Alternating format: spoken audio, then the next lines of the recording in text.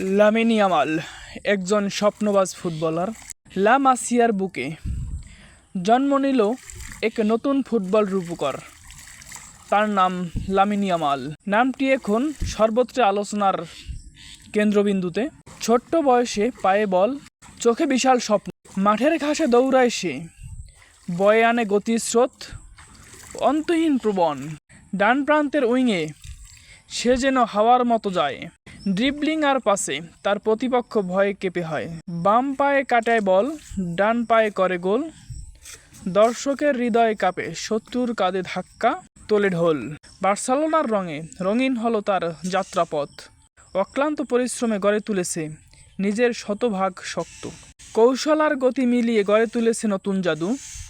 ছোট্ট বয়সেই ফুঁসে ওঠে তার ফুটবল বাদু। স্পেনের জার্সিতে যখন মাঠে নামে সে, দর্শকের চোখে তখন ফুটে ওঠে ভবিষ্যতের রোনালদো সে। নিঃশব্দে সে বলে যায় শ্রম, অনুশীলন আর আস্থা। তরুণ ফুটবলার শেখায় স্বপ্নে ডানা মেলে উড়ে ভাষা।